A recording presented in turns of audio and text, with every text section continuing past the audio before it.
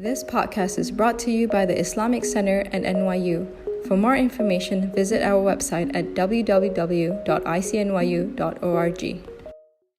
أعوذ بالله من الشيطان الرجيم بسم الله الرحمن الرحيم الحمد لله رب العالمين ولا حول ولا قوة إلا بالله العلي العظيم والصلاة والسلام على أشرف الأنبياء والمرسلين وعلى آله وصحبه أجمعين ونشهد أن لا إله إلا الله وحده لا شريك له ونشهد أن سيدنا مولانا محمدا عبده ورسوله. In the name of Allah, the gracious, the merciful, all praise is due to Allah, the Lord of the universe, the master of the day of judgment. I bear witness and testimony to the oneness of Allah, to His magnificence, His omnipotence, His might, His glory, to His being the creator and sustainer of all things, the giver of life, the guider of hearts, the master of the day of judgment. And I bear witness to the fact that Muhammad ibn Abdullah sallallahu alayhi wasallam is His servant and final messenger. May the peace and blessings of Allah be upon him and upon all those who choose to tread in his path until the last day. It is said that the Prophet sallallahu ta'ala alayhi wasallam was from amongst the most of the trustworthiest of God's creation. In numerous instances, it was given indication that the basis of this man's character was an integrity rooted in his honesty. That those who were his greatest of opponents and adversaries would still understand that when entrusted, he would honor that trust.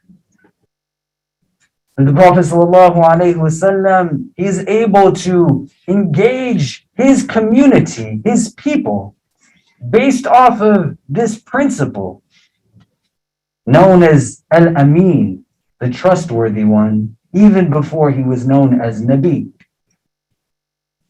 And to understand this is a critical component to our spiritual tradition.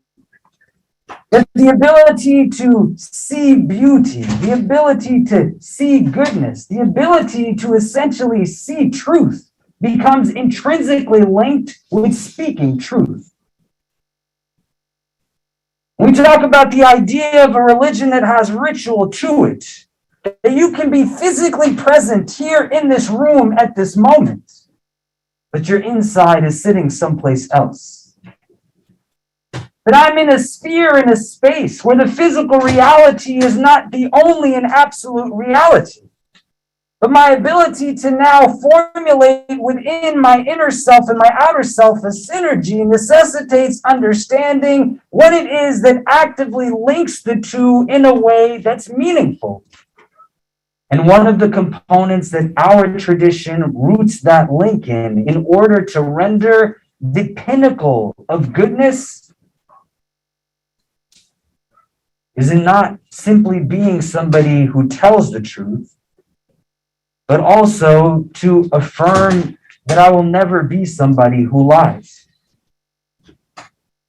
إِنَّمَا الْأَعْمَالُ بِالنِّيَّاتِ, indeed, actions are by their intentions. A foundational narration within our tradition that gives to us an indication of this idea that outward realities are still in sync with inward existences.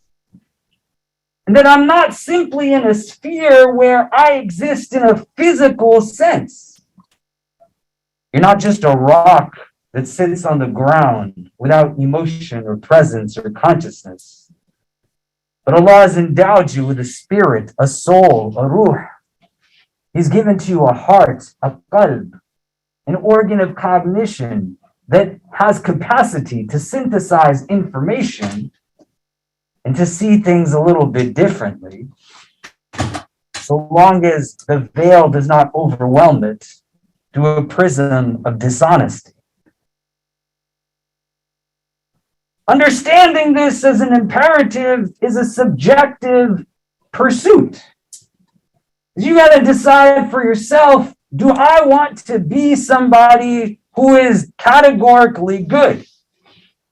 And when you have a religion like ours, it doesn't embrace a moral relativism, but it also gives parameters through which one can understand and actively seek to harness goodness in all of its forms. So our tradition posits the notion that fundamentally God is good. And we have narrations in our tradition that say things to the effect of تَخَلَّقُوا بِأَخْلَاقِ اللَّهِ, that you embody yourself within an actualization of God's attributes.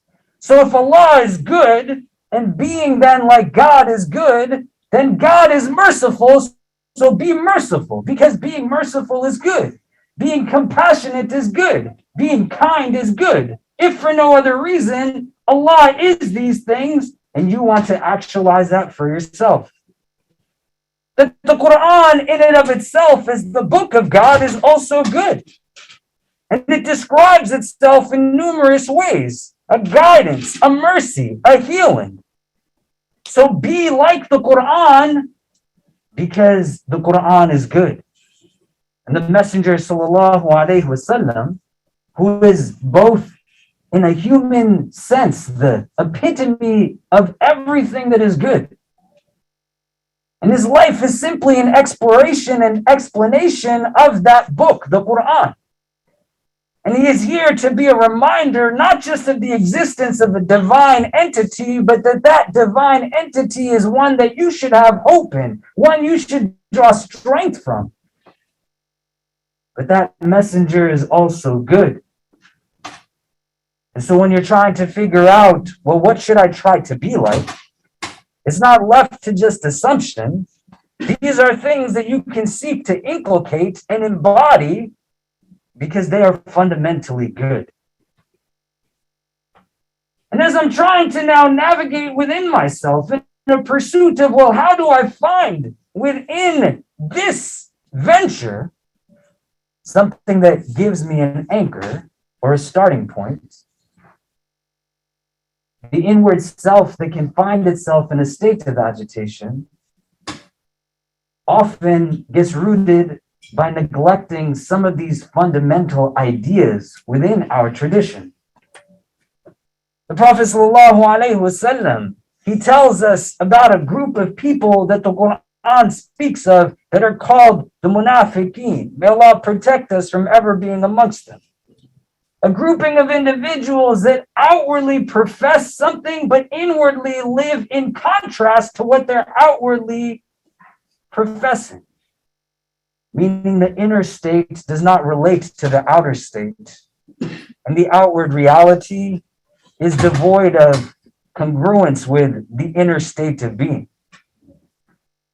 But in this prism of goodness and in this prism of knowing, am I sincere? Am I right? Am I on a way of moving forward that is not about validation from a creation that seeks to push me down, but a pursuit of validation from a divine entity that looks for every reason to bring me close? If you are trying to understand how to build that sense of inward sincerity and goodness, an inward reality that doesn't have me sitting here on the day of Jummah, but my mind and my heart is sitting someplace else, you can start to adopt a strategy that says these indicators of what I do not want to be, I start to think about, do they find their presence within me? So he says, sallallahu alayhi wasallam, ayatul munafiq thalath, that the signs of the munafiq, the hypocrite, are three. إِذَا حَدَثَ كَذَبْ, that when they speak, they lie. وَإِذَا وَعَدَ أَخْلَفَ, and when he makes a promise, he breaks that promise. وَإِذَا تُؤْمِنُ خَانٍ, and when he is entrusted, he breaks that trust. May Allah keep us from ever having any of these characteristics within us. If I want to start to assess, it's not based off of just material wealth. It's not based off of the clothes that I wear or I do not wear. It's not based off of things that are just outward realities that give now a means of assessment that says this is what renders goodness. But if I want to know the state of my inside in the legacy of a man, sallallahu alaihi wasallam, who was known as being trustworthy before he was known as being a prophet, who was entrusted by his harshest of enemies, you start to see, well, what is the state of my faith? Not in its pursuit of something ambiguous, but here now are clear metrics. I myself am going to be a witness to myself. Am I on a trajectory that makes sense? إِذَا حَدَثَ كَذَبَ, that when he speaks, he lies. There's not really a lot of room to maneuver around that. There's not so much ambiguity there. And so in this self-assessment, the gift that is the ability to communicate and speak is not given to the rest of creation in the way that it's given to you and I. The dog only barks. The birds, they chirp. As sweet as their song is, communication is limited now in a way that's not for us. The ability to express, the ability to be emotive, the ability to communicate now within a prism that I have both within myself, but in the diversity of all creation, such a beauty that is language. Allah didn't give us tongues to lie with. He gave us tongues to be a source of upliftment, both for within ourselves and the hearts that are around us. And if I sit and just inventory, not in a way that's self-deprecating, but in a way that's just productive, that says, I'm not in competition with anybody else. Because when you focus on outward realities, you can compare yourself to everybody sitting next to you. When the focus is only on the outward form, you can be in a space where the comparison is always to somebody else. When you are now in a state of inward recognition, there's nobody else to compare yourself to. You don't have to be in a place where you now start self-deprecation or self-hate because you don't have X, Y, or Z the way somebody else does. Looking within yourself is not about bringing yourself down. Looking within yourself is about recognizing that you're not in this world to compete in the way that the world makes you feel like you should compete. Then you can just sit down and say, what kind of state do I want my heart to actually be in? Most of us are not terrible human beings. Some of us do some pretty strange things. Sean told us before Jummah started, I asked, what did Sheikh Fayaz talk about today in his pre-Jummah halaqah? And he said that he was listening to Sheikh Fayaz while he was taking his shower before Jummah today in his Instagram live. And Sheikh, I wanted to say this while you were here so you could hear it, but not say that. And he said, I was listening to him for 2 minutes and then I felt a little strange because I could hear Sheikh Fayaz's voice, and then my roommate knocked on the bathroom door and said, is there a man in there with you? People are weird, it's okay. When you're assessing now your inward state, you can push all these things away. And you think about within yourself now, on this point, that when he speaks, he lies. Most of us are not in a space where we are doing the haram that is crazy haram. You're not robbing taxis as they drive down 6th Avenue. You're not pondering murder or actually doing something to that effect.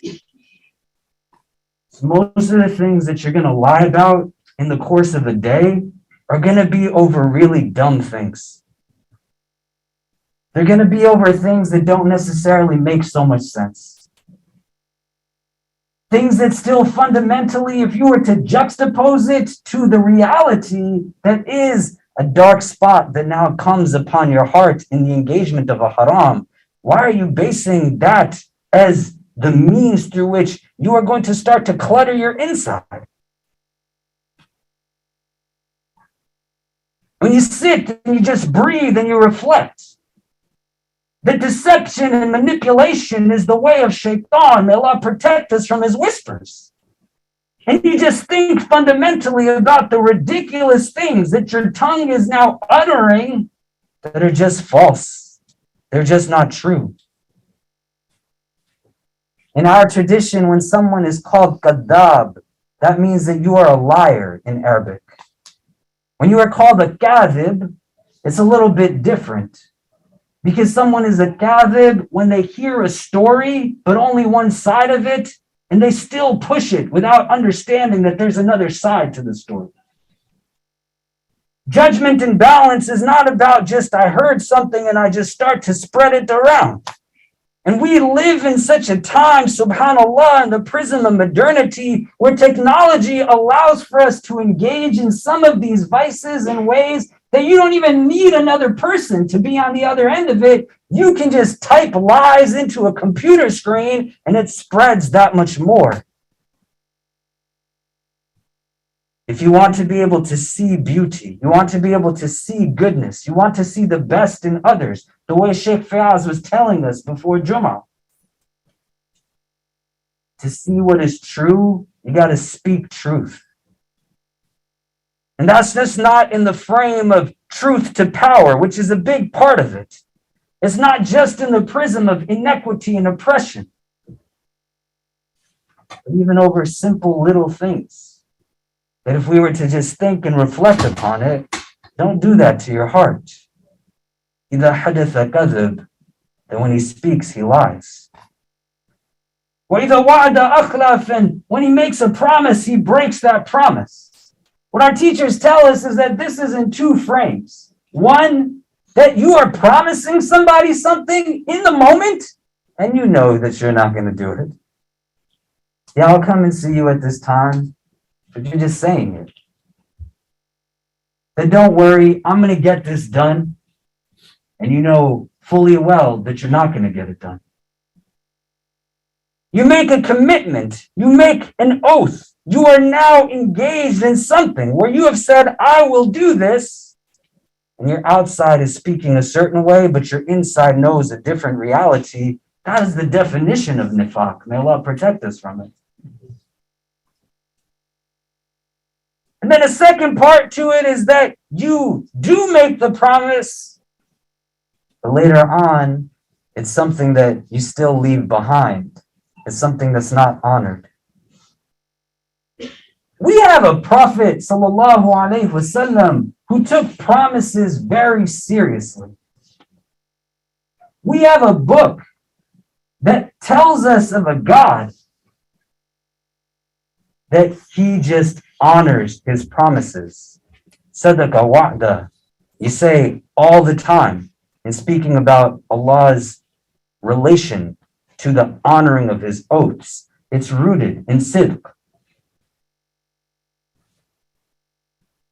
And fundamentally, it's tied to the first thing. I have a 6-year-old son, an 8-year-old daughter. Maybe people did this to you when you were younger. But our tradition even teaches us there. My kids are sitting, making noise, being frustrating, not listening to anything. I can't say to them, if you just shut your mouth, I will do this, this, or this for you. I will buy you this thing. I will take you to this place, and then not honor that promise that I made to them. It's not just about peer to peer. It's not just about somebody who has more power to me, and then I uphold that promise. You make a commitment, you honor the commitment. You make a promise, you own up to that promise. You told somebody that you were going to be a good student here. You better do what it is you promised to the people who are expecting you to own up to your part of the bargain. You sit in a workplace when you graduate from here. They're not paying you to take supplies home from the office. They're not paying you to play games on your computer. You embed within your understanding of movement forward a treatment that isn't based off of what everybody else does, but you remember who your teacher is, sallallahu alaihi wasallam. When the promise is broken, the person that's being hurt the most is you yourself. It's coming back to your heart. وَإِذَا وَعَدَ أَخْلَفَ, that when they make a promise, they break it. You don't want to be known as the person who doesn't show up when they said they would. You don't want to be known as the person who, when they made a commitment, everybody knows that they're not going to really actually be there. You go into an inventorying again. It says, I want to know the state of my inner self, whether I'm on that trajectory of goodness, whether there's sincerity that's really there. Or why is it so hard for my inner self to be present, even though my outward form is engaged in the standing, the bowing, the kneeling, the prostrating? One of the biggest variables is going to be controlling now this thing of deception and lying. And then thirdly, he says, sallallahu alayhi wasallam, وَإِذَا تُؤْمِنُوا خَانٍ, and when they're entrusted, they break that trust. You can't have a relationship to this deen without iman. And the basis of being able to have strong faith is just this, it's trust.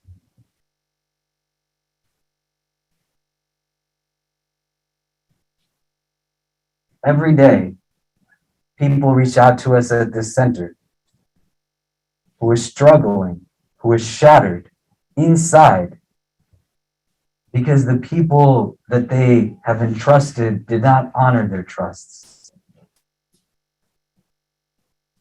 Daughters who tried to understand why their fathers abused them.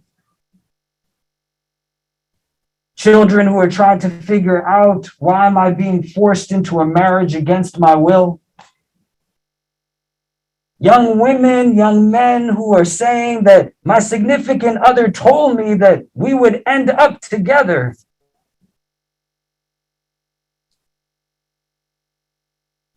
People who are just trying to figure out, why is this other person treating me in this way? You might not see the consequences of what happens when you betray a trust. And this is where power is a very unique thing. Because ultimately in our tradition, we're taught of a God who on the day of judgment, he's going to call out to everybody who claimed to be a leader or a king, someone with power in this world, and says, I'm standing here as the Malik of everything. Where's those who claim to have dominion in some way in that dunya?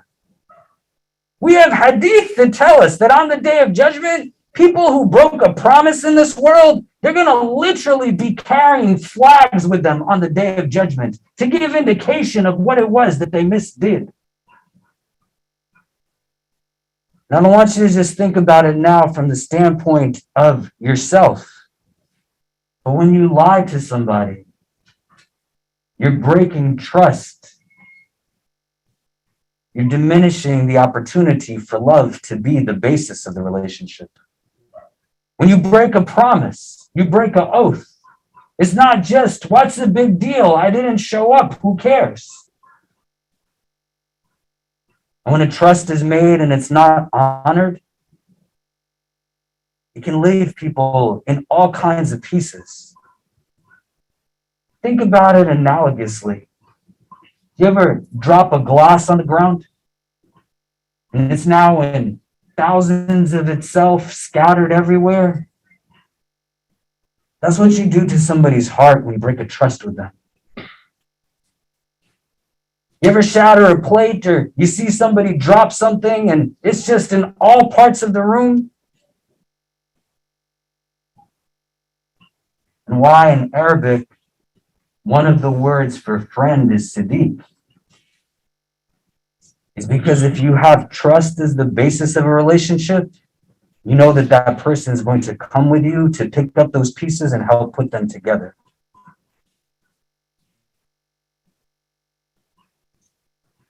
Somebody was to think about your reliability, what would they say of it? And as you aspire to become doctors and lawyers and engineers and academics and artists and even activists, everything that you pursue, may Allah grant you tawfiq in it and make it a means of benefit in this world and in the next. It's all going to be filtered through a prism of how it is that you treat others. If there is not trustworthiness, there is not honesty, there is not integrity in those commitments, then let today be the last day that finds its presence in your existence. And you let every tomorrow that you are blessed to still be in this world be a tomorrow that is filled only with what it is that renders goodness for you and for those that interact with you through the rest of your time in this world. إِذَا حَدَثَ كَذَبَ, that when he speaks, he lies. وَإِذَا وَعْدَ أَخْلَفَ, when he makes a promise, he breaks it. وَإِذَا تُؤْمِنُ خَانَ, and when he is entrusted, he breaks that trust. May Allah protect us from ever being from amongst these people. أقول قولي هذا واستغفر الله لي ولكم ولسائر المسلمين فاستغفروا إنه هو الغفور الرحيم.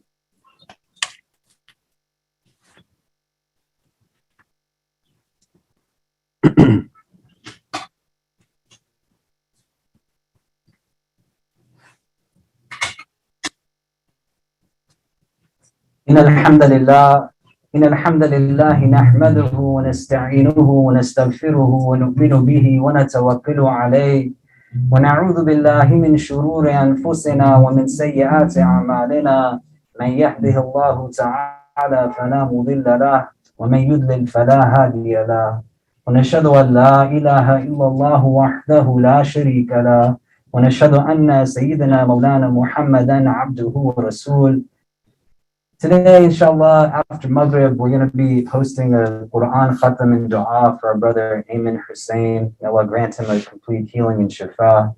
Many of you probably remember that Ayman some weeks ago went into a cardiac arrest unexpectedly, and our student leaders have organized some readings of the Quran.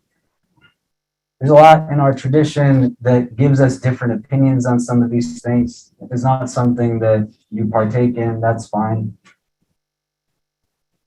We have Anas ibn Malik radiallahu anhu, who we are taught in authentic hadith that when a completion of the Quran was done, he would gather his family and children to be able to make dua after. That Ibn Abbas radiallahu anhuma, that he would appoint people in the masjid to see who had completed a reading of the Quran, so that when it was complete, they would come together to make dua, because it is said that after the completion of a reading of the Quran, it's one of the times that the dua is accepted. Imam Nawawi rahimahullah, he cites a tradition by a great scholar of our tradition by the name of Mujahid rahimahullah, who was known as the Imam of the people of Mecca from amongst the Tabi'een. And he would say that the companions, they would come together at the completion of a reading of the Quran, and they would often say that mercy is descending upon us, meaning it's a good time to be making dua. And so you all have completed 2 readings. May Allah accept it and make it a means of benefit for you and our brother Ayman. So tonight we're going to have a khatam where we will read from some of the end of the Quran and the first juz, the first part, because the idea is that once you complete, you still keep reading. And we'll make a dua for our brother for his healing, his recovery. And if you can be there today, after the Maghrib prayers, we're going to start at 5 p.m. promptly. His family will be joining online as well. And if you can't join us in person, please do join online, inshallah. And at the very least, keep Ayman in your du'as if you can.